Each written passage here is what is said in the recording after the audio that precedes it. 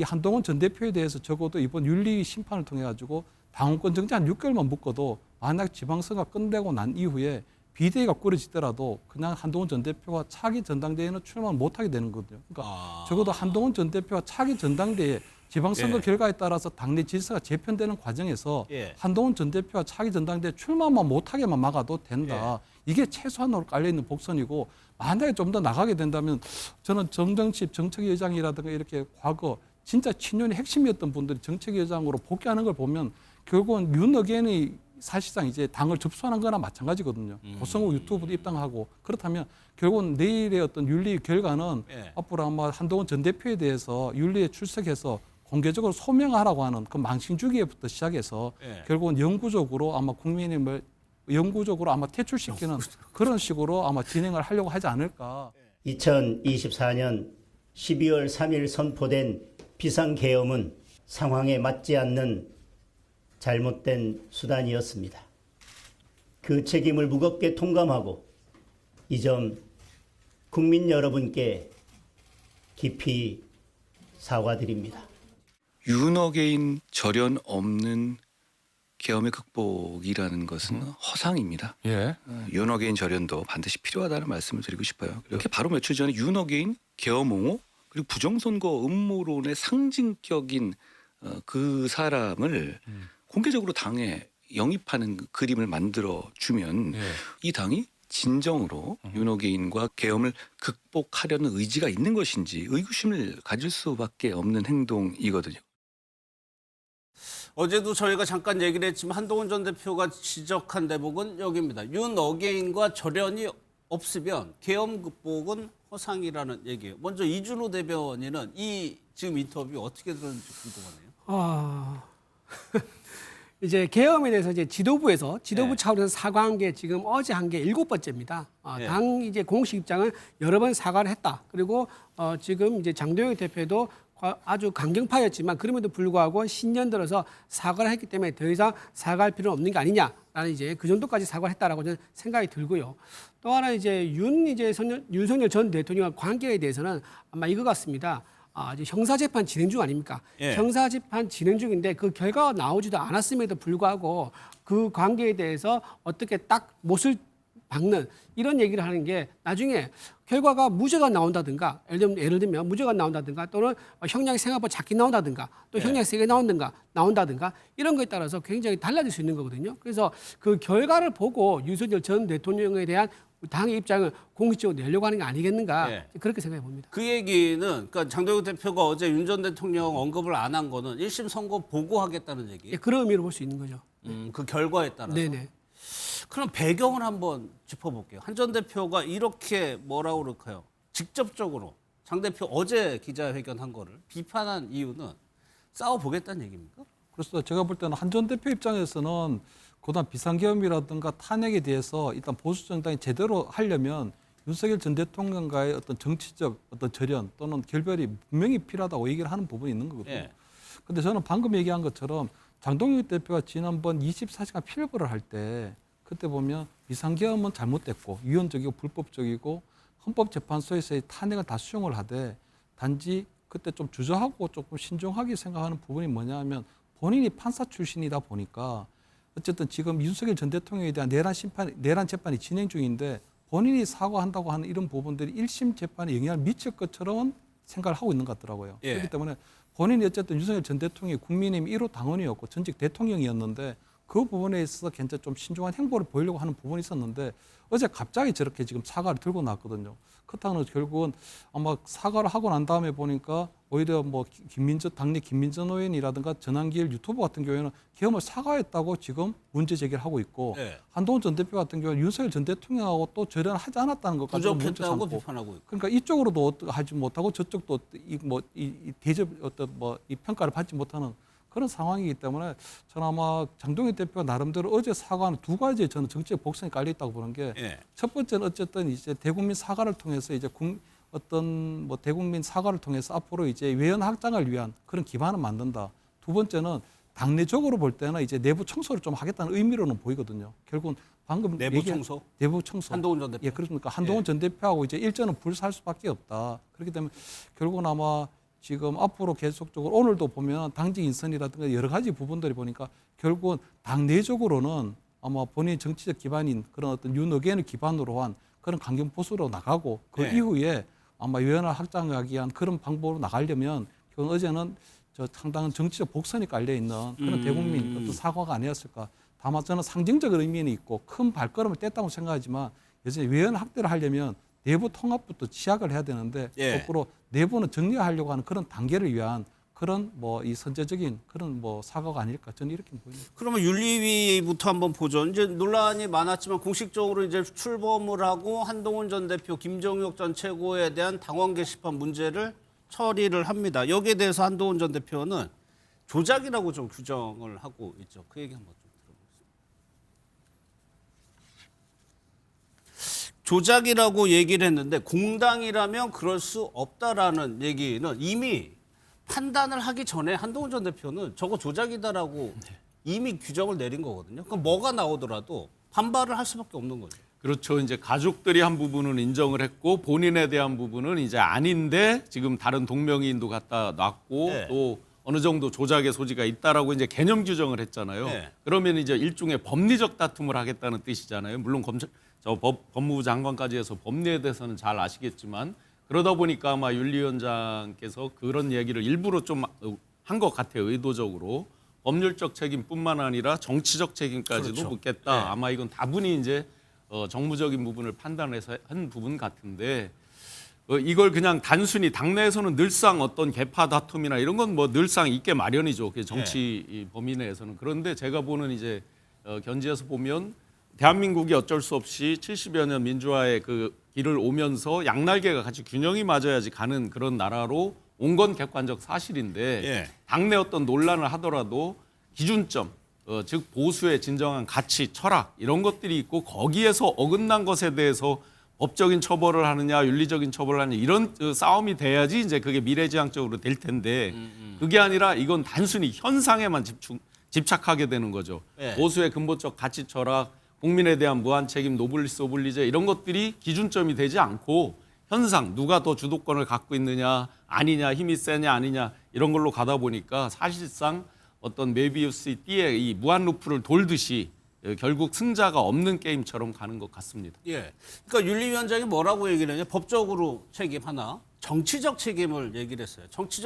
법적인 책임이야 공방하면 한참 걸리니까 중요한 건 정치적 책임인데 이거는 결국 당원권 정지라든가 탈당 권고라든가 이렇게까지 하겠다는 얘기입니다. 그렇게 볼 수 있는 거죠. 그러니까 그 두 개를 다 고려하겠다는 거지 법적인 책임은 묻지 않고 정치적 책임만 묻겠다 그런 의미는 아닙니다. 네. 둘 다 이제 책임을 묻겠다는 거고 어차피 시작은 법적인 책임이 시작된 거죠.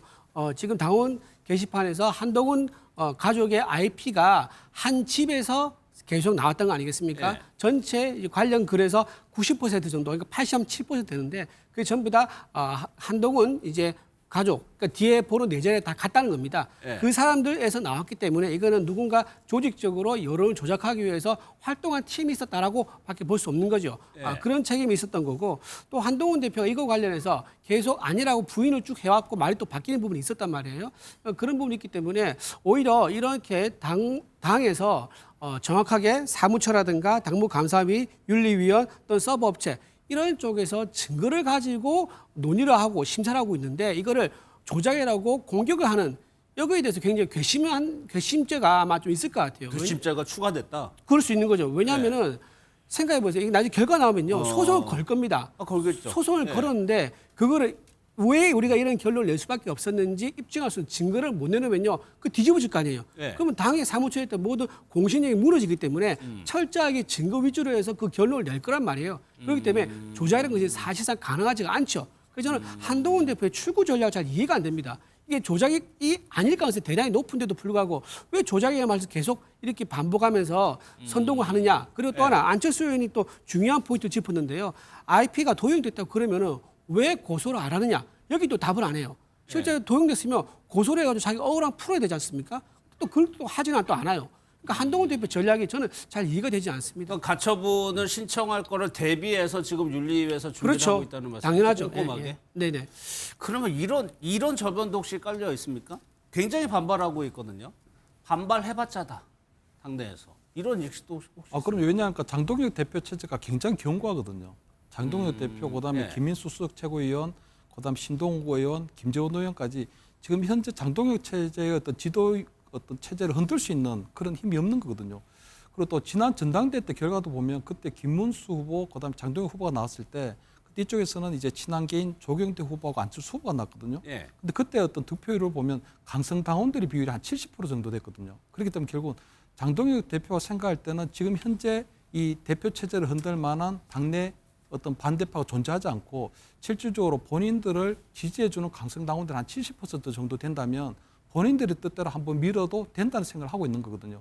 특히 아마 이번에 저는 윤리위원회를 이렇게 긴급하게 만들어서 한동훈 전 대표에 대한 어떤 당원 게시판을 하겠다고 하는 거는 예. 뭐 저는 과거에 이준석 대표 때 보면 양두구육 발언으로 한 6개월 정도 징계를 했는데 예. 그 정도의 징계를 하거나 아니면은 정말 탈당 권유까지 이어지는 영구 퇴출하려고 하는 그런 것들도 있다고 보이거든요. 예를 들어 한동훈 전 대표에 대해서 당원권 정지라든가 또는 탈당 권유를 했을 경우에 이제 탈당 가게 될 텐데 그렇다고 해서 한동훈 전 대표가 나가서 새로운 정당을 꾸린다거나 또는 친한계라고 대표되는 국회의원이라든가 당협위원장들이 동반 탈당을 해서 새로운 정당을 꾸리고 지방선거에 나설 가능성은 상당히 낮아 보이거든요. 그렇다면 결국은 장동혁 대표 체제가 원하는 또는 강성당원들이 윤어게인이라고 대표되는 그 강성당원들이 원하는 건 결국 국민의힘에서 자꾸 내부 분당질을 하는 이런 내부의 적이 사실은 국민의힘 안에 있으면 한동훈 전 대표의 어떤 비판적인 목소리가 그럴듯해 보이지만 국민의힘 바깥으로 나가버리면 사실은 그냥 묻혀버리는 그런 이야기가 되는 거거든요. 그렇기 때문에 저는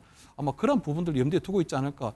특히 과거에 박근혜 대통령 탄핵되고 난 이후에 보면 2018년도 지방선거나 2020년 국회의원 선거 때 다 졌거든요. 그때 보면 괴멸적 참패를 이뤘는데 그런데도 불구하고 윤석열 후보를 찾아서 또 대통령 선거를 찾아왔기 때문에 지금 이제 국민의힘의 장동혁 체제가 원하는 건 올해의 지방선거를 지더라도 그래도 나름대로 그냥 계속적으로 잘 버텨서 다음 총선을 좀 기대하고 그럼 혹시 다음 대선까지 이어질 수 있으면 지금 뭐 보수의 정체성을 좀 확립하는 게 더 중요하다 그런 판단을 내린 것 같거든요. 그것이 이제 맞을지 틀릴지 모르지만 한동훈 전 대표 입장에서는 지금 윤리가 소집되고 어떤 결과 내려지면 거기에 대한 대응책이 좀 마땅치는 않다. 지금 당장은 그렇기 때문에 한동훈 전 대표에게는 상당한 정치적 위기가 지금 다가오고 있는 어떤 뭐 이 그런 상황이다. 탈당 권유가 확정되면은 이준호 대변인 탈당해야 되던가요, 무조건?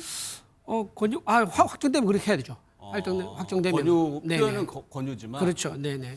정치인분들께서 어떻게 보세요? 글쎄요, 지방선거에 지더라도라는 표현을 쓰셨는데 그렇게까지 할 거라고 보세요?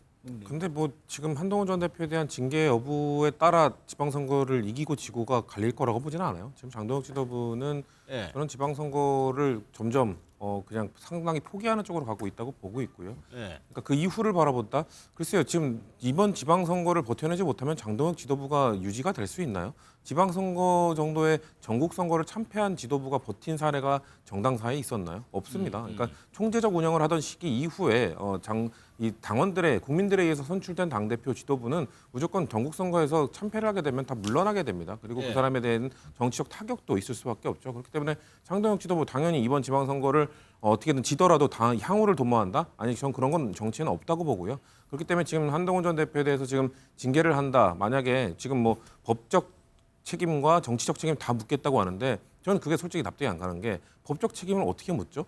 지금 뭐 수사기관인가요? 윤리위가? 지금 그 YP가 지금 한 집안에서 한 IP에서 아이디가 여러 개 접속한 게 나왔다고 하는데 그 가족들이 정말 접속을 한 건지 아니면 한 가족이 다른 가족과 했는지 조사했나요? 그거에 대해서 조사도 안 한 상태에서 법적 책임을 물을 수는 없습니다. 그러면 정치적 책임은 뭘로 물을 거죠? 저는 사실 이 윤리 결과가 나왔을 때 명분이 참 궁금한데 어떤 명분으로 정치적 책임을 지울 거죠? 당대표로서 익명 게시판에 누군가 글 올리는 걸 막지 못했으니 책임져라. 아니면은 당원위로 이 윤석열 전 대통령을 비판하는 글을 가족들이 올렸으니 책임져라. 이건 연좌제인가요? 어떤 명분으로도 사실 정치적 책임이든 법적 책임이든 지금 지울 수 없는 상황이거든요. 사실 지금 국민들 상황에서는 한동훈 전 대표의 행위가 참 어떻게 보면 좀스럽고 민망한 일을 했구나. 참 어떻게 보면 부끄러운 일을 했구나. 이 정도의 일이지 법적으로 책임져야 되는 일이다. 이거는 밝힐 수 없고 지금 수사기관이 해야 되는 부분인데 당 차원에서 그런 거를 근거로 누군가를 내쫓겠다라고 하는 거에 대해서 글쎄요. 지금 하나라도 뭔가 같으면 한 명이라도 더 모아서 선거를 치르는 게 보통의 예. 정당이 하는 건데 지금 그래도 친한계라는 한 몇 명의 무리를 이루고 있는 사람들을 그냥 단숨에 이렇게 내쫓겠다고 하는 게 지방선거 전략으로서 대체 무슨 전략인지 저는 잘 모르겠습니다. 저도 제가- 좀 궁금한데 제가 이준호 좀- 대변인. 예, 예. 이 부분이요. 네. 방금 말씀하신 것 중에서 그 익명 게시판에 비판글 올리는 게 무슨 문제냐라고 얘기하는데 네. 당연합니다. 그건 여야 할 것이요. 익명 게시판에 글 올리는 게 무슨 문제가 됩니까? 전혀 문제되지 않고 우리 국민의힘도 그걸 문제하는 거 아닙니다. 네. 뭐가 문제냐?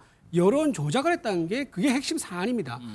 본인이 자연스러운 공론장인 것처럼 모두가 자연스럽게 의견을 올린 것처럼 했지만 알고 보니까 조직적인 팀이 있었고 지휘가 있었고 그 팀이 그렇게 움직이기 때문에 누군가 자본을 댔을 거란 말이에요. 예. 그렇게 팀이 운영됐기 때문에 이게 문제가 있다는 겁니다. 이건 법적으로 문제가 있는 거죠. 그래서 지난번에 드루킹 김경수 경남지사가 이것 때문에 징역 3년 6개월을 받았지 않습니까? 법적 책임이 있는 건데 왜- 이 부분을 얘기하는 그렇죠. 거예요? 이 부분 여론조작한 거 예. 이게 지금 법적 책임이 있는 거지. 예. 나중에 또 윤리위에서 이거를요. 윤리위가 법적 책임 못 묻죠. 당연히 그 사법부가 아니니까 이거는 예. 이제 고발을 해가지고 책임을 묻는 그런 방법으로 이제 갈 수 있다라는 의미에서 법적 책임을 말하는 거라고 할 수 있습니다. 그리고 뒤에 있는 분 지방선거 대비. 네. 그러니까 어제 장동혁 대표가 주황색 넥타이 메고 왔단 네네. 말이에요. 그러면 한동훈 전 대표만 빼고 주황색이 개혁신당 상징색이잖아요. 그렇죠. 네네.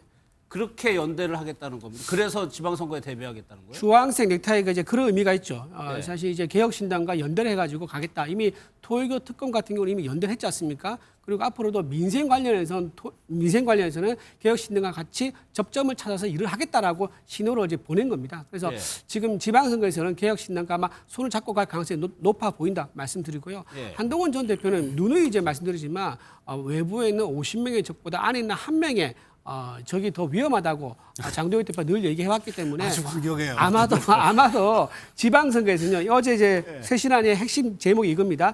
이기는 변화, 새로운 시작이기 때문에 지방선거를 포기하고 다음에 우리가 총선에서 이기기 위해서 이번 지방선거에서 적당히 최선을 다하겠다라는 그런 의미가 아닙니다. 그렇겠죠. 아니고 완전히 이기는 최선을 다해서 이기는 그런 변화를 가져오겠다는 거라는 것을 좀 말씀을 드립니다. 그럼 제가 그 한동훈 전 대표도 그렇고 그런 거를 방향을 나타내는 게 인사입니다. 인사. 누구를 앉히느냐가 중요한 건데 오늘 보면은 정책위의장 김도읍 의원이 사퇴했죠. 정책위의장이 임명됐고 최고위원도 임명을 됐습니다. 그 인물도 보고 이어가도록 하겠습니다.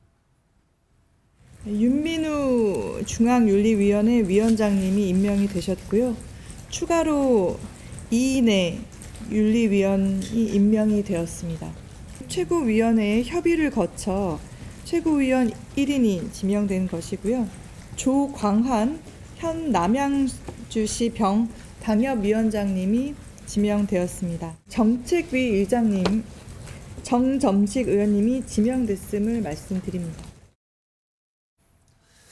두 명의 최고위원, 그러니까 정책위의장은 당연직 최고위원입니다. 그러니까 두 명이 임명된 건데 정점식 의원이 내정이 됐습니다. 그리고 최고위원회는 조강한 전 시장이죠. 임명이 됐는데 두 사람의 이력을 보면 이거를 이렇게 반한, 신장 이렇게 해서 예, 완전 반환 인사들로 해서 계속적으로 지도 체제를 보강하겠다는 것도 계속적으로 예. 내부를 보강하겠다는 뜻이고 결국은 보면 아까 제가 말씀드린 것처럼 이제 지선을 포기하겠다는 게 아니고 이번 지방선거에서 국민의힘은 서울시장이나 부산시장 하나만 지켜내도 되거든요. 왜냐하면 저는 아마 이번 지방선거는 이재명 대통령이 더 부담을 느낄 것 같아요. 왜냐하면 2018년도에 보면 대구하고 경북을 빼고는 다 이겼거든요. 예. 근데 만약 이번에 비상계엄이라든가 두 번째 보수 대통령이 탄핵당한 상황에서 만약에 서울이나 부산 내주게 된다면 그건 저는 이재명 대통령에게 오히려 정치적 타격감을 줄 수 있는 거거든요. 저는 아마 정청래 대표가 서울을 지켜내지 못했다. 그러면 정청래 대표 체제도 무너지는 거거든요. 그렇기 때문에 지금 당장 지방선거가 국민의힘이 이태로 보이지만 예. 오히려 서울이나 부산 이런 쪽에서 국민의힘이 승리한다면 오히려 거꾸로 민주당의 위기가 될 수도 있다. 특히 아마 최근에 지방선거 전략은 민주당에서는 계속적으로 국민의힘이 내란 프레임 하나만 물고 있는데 예. 최근에 보면 민주당발 악재가 더 많이 터지고 있거든요. 강선우 의원의 공천 헌금이라든가 김병희 전 원내대표의 어떤 10여 가지 비리 혐의라든가 이런 것들이 있기 때문에 거꾸로 지방선거 시간이 다가올수록 예. 민주당 위기가 될 수는 있다 하는 이런 말씀을 좀 드리고 싶고요. 두 번째 지금 보면 장동혁 체제가 계속적으로 이렇게 보강하는 거 보면 최근에 국공합작 얘기를 했었거든요. 국공합작이 뭐냐니까 2차 세계대전 때 일본 제국주의가 중국에 쳐들어오니까 장개석의 국민당이 모택동의 공산당하고 힘을 합쳐가지고 일단 외세를 막아내자고 했는데 예. 막아내고 나니까 나중에 공산당, 모택동 공산당들이 오히려 밀어냈다는 거거든요. 그렇기 때문에 지금 장동혁 체제 입장에서 볼 때는 지금 이제 밖으로 전쟁하러 나가야 되는 상황에서 안에 내부의 적 또는 걸림돌을 두고 갈 수는 없다는 거거든요. 그렇다면 이 한동훈 전 대표에 대해서 적어도 이번 윤리 심판을 통해 가지고 당원권 정지 한 6개월만 묶어도 만약 지방선거가 끝내고 난 이후에 비대위가 꾸려지더라도 그냥 한동훈 전 대표가 차기 전당대회는 출마를 못하게 되는 거거든요. 그러니까 적어도 한동훈 전 대표가 차기 전당대회 지방선거 결과에 따라서 당내 질서가 재편되는 과정에서 한동훈 전 대표가 차기 전당대회 출마만 못하게만 막아도 된다. 이게 최소한으로 깔려있는 복선이고 만약에 좀 더 나가게 된다면 저는 정정칩 정책위원장이라든가 이렇게 과거 진짜 친윤의 핵심이었던 분들이 정책위원장으로 복귀하는 걸 보면 결국은 윤 어게인이 사실상 이제 당을 접수하는 거나 마찬가지거든요. 고성국 유튜브도 입당하고 그렇다면 결국은 내일의 어떤 윤리 결과는 앞으로 아마 한동훈 전 대표에 대해서 윤리에 출석해서 공개적으로 소명하라고 하는 그 망신 주기부터 시작해서 결국은 영구적으로 아마 국민의힘을 영구적으로 아마 퇴출시키는 그런 식으로 아마 진행을 하려고 하지 않을까. 저 그렇게 조심스럽게 전망을 하죠.